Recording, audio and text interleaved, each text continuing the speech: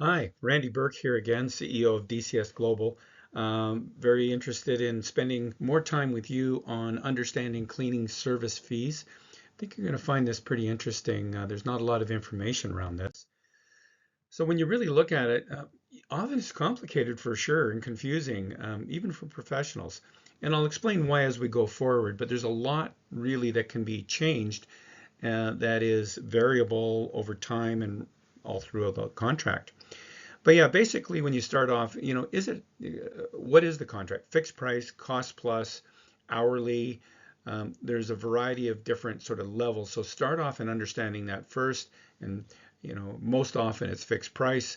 Most often it is an outcome-based contract in Canada anyway. Sometimes it's stated labor or a real frequency-based contract. So understand that. And then, of course, there's the day-to-day work that's being completed. I call it core expenses, but often at negotiation time, there's extra stuff, extra services that we'll speak about that's put into the contract. So you'll need to understand, when those expenses come in and when the services come in. And of course, is it union or non-union? Those are the basics. But when you really talk about the labor, which is typically 80% of what you're buying, understand, and this is a spreadsheet that we often use, but, understanding what the labor content is going to be important to understanding, what you're paying for and, what type of person is doing what job. We call it the classification. Office cleaning, often called light duty.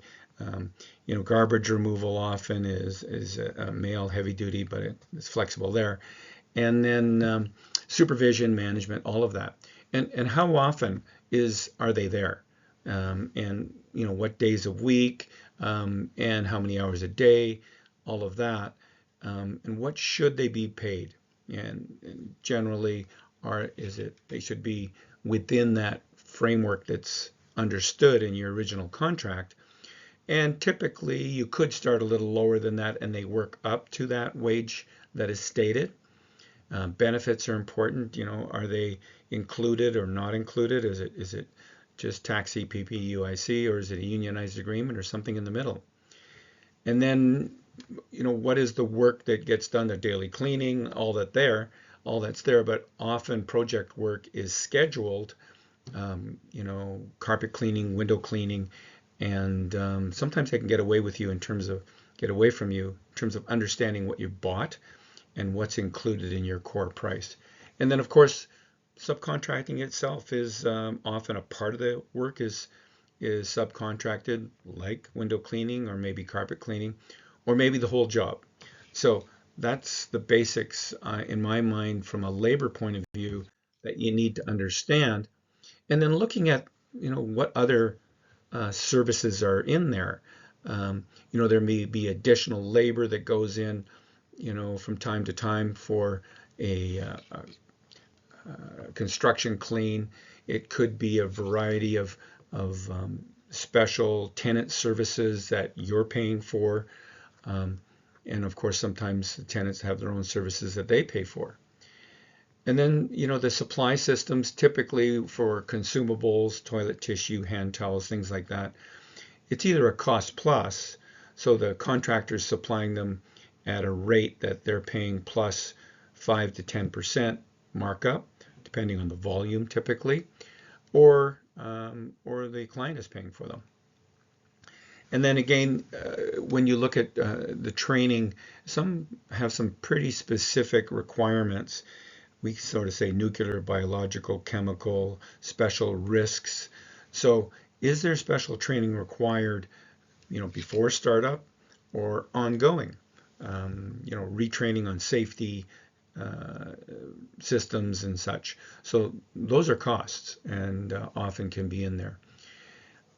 Plus, of course, equipment. So typically the basic cleaning equipment is provided by the contractor, but fairly often we see robotics are owned or paid for by the client.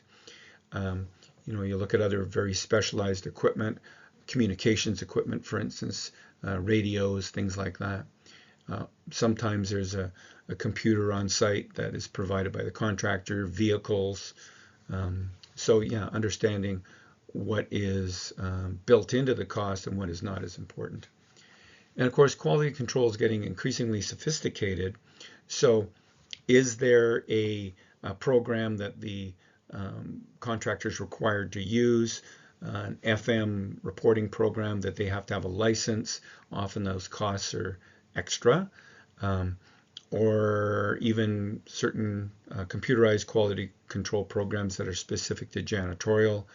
There's additional costs sometimes for bringing a whole series of clients into to use the program. That can be extra billed.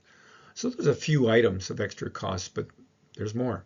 So that's and then again, so we wanted to talk about again some variable costs, and cost per square foot is typically, the cost of the cleanable or rentable space. Rentable being defined as the usable space plus common area, uh, or you could, like I said, cleanable. So that annual dollar value divided by that square footage typically is your annual cost per square foot. Whereas the vacancy credit is a monthly number because it changes monthly. And typically it's about 70 or 80% of your total cost per square foot, which is credited back based on actual space that the cleaners don't go in, that's vacant. And of course, these are multi-year contracts. And so, what is the escalation triggers? If it's a unionized contract, that's sometimes predictable, sometimes not. And you will also potentially get minimum wage increases. So this is something that needs to be mapped out ahead of time. Then when you look at overhead, that is defined as the management, the cost to run the business, rent, all management costs, all the overheads that are part of the company, but there's a proportionate share that needs to be assigned for each job, often 3 to 5%. We talk about profit. Again, you'll often see bids that are showing 3, 5% profit, but there should be a minimum of 10% profit for the contractor, the service provider, for a large contract, and more, up to 15 or 20% for very small contracts. You may not see that in certain bid documents that come in, and it's normal, frankly, for additional buffer costs to be put into the costing under supplies or benefits or something like that, into other cost sections or cost elements, locations in the pricing to make up that profit number. But yeah, 10% they've got to make to stay viable, no matter what size the contract. Yeah, so yeah, when you look at issues, and they certainly do come up, and we kind of think sometimes it's called a shell game, in that you know it's kind of horse trading costs. Oh, there's a credit here, a negative here, and oh, by the way, we forgot that, and not just the contractors, the clients, because again, it does get very confusing. So when you look at bid and proposal time, um, you know, often there's multiple levels of communication. You've got supply chain, the on-site property management, senior management of the company or the organization. So what's being said on all the different levels, and what's being agreed upon. So I think it's really important to get one single point of communication, get lots of it in writing, particularly when you're at the point where you're actually signing off on the contract. Interesting also at bid time, there's often goodwill from the incumbent, work that needs to be, or work that is being completed ahead of time. It could be equipment that's being used again, or purchased. There's a lot of items around goodwill that may enter in. So again, investigations, discussions, getting things in writing, and negotiation is important.